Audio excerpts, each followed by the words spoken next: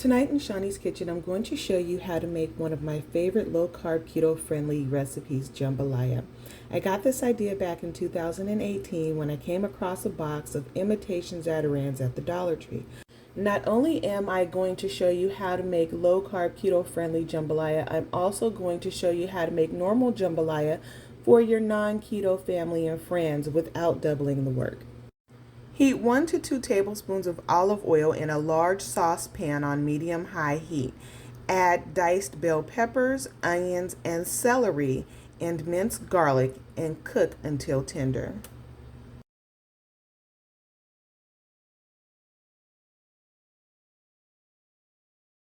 For this recipe, I'm using both smoked and kielbasa turkey sausage. Add your cut sausage and your shrimp to your tender vegetable mixture. Give it a good mix and allow it to cook until your shrimp has turned pink. Now that the shrimp are pink, you would usually add all of your ingredients. However, because we're splitting this in half, we're going to add everything except for the rice. For this recipe, I'm using 1 can of diced tomatoes with habanero peppers and 2 cans of diced tomatoes with green chilies. Typically, the recipe only calls for 1 can of diced tomatoes with green chilies. However, I wanted to be able to accommodate for doubling the recipe. Once I mix all of that together, I'm going to be adding all of my herbs and spices. A little slap your mama.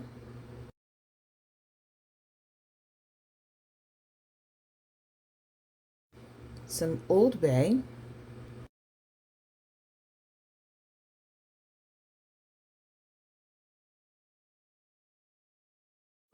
Italian herbs.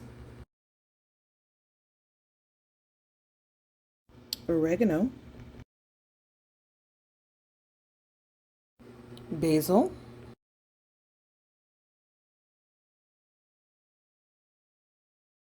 Crushed red pepper flakes. I add a generous amount of paprika for color.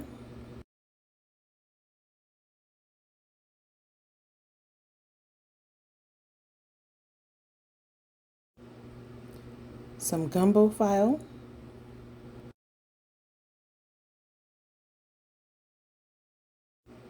A little salt and pepper.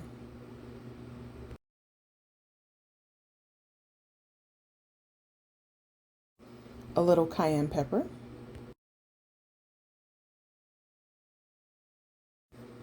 And some Bragg's liquid aminos. You can also use tamarind or soy sauce. Mix this really well and allow everything to simmer for a few minutes.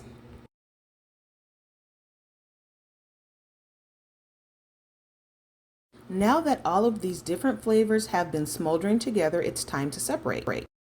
After separating into equal parts, I added my cauliflower to this pan here. As you guys can see, the cauliflower will add a little bit of extra water, and that's okay. Here I have my rice dish. I pre-cooked the rice before I started everything, and I did cook that in my rice cooker. I actually made the rice my special way, where I add my herbs of tomato and basil and oregano, and I also add 2 bouillon cubes while I'm cooking the rice. I did not cook it 100%. I cooked it about 75% because it will cook more in your pan. Here you have your normal jambalaya with your rice, and it's perfect again if you are non-keto or non-low carb and you just want some good jambalaya. This is for you. Here I have my keto-friendly low-carb jambalaya using riced cauliflower. And again, you will have a little bit of water, and that's okay. That water will either absorb into the rest of the food, or once you scoop that out, you just can leave the water behind. I really hope you guys enjoyed, and thank you for watching Cooking in Shawnee's Kitchen.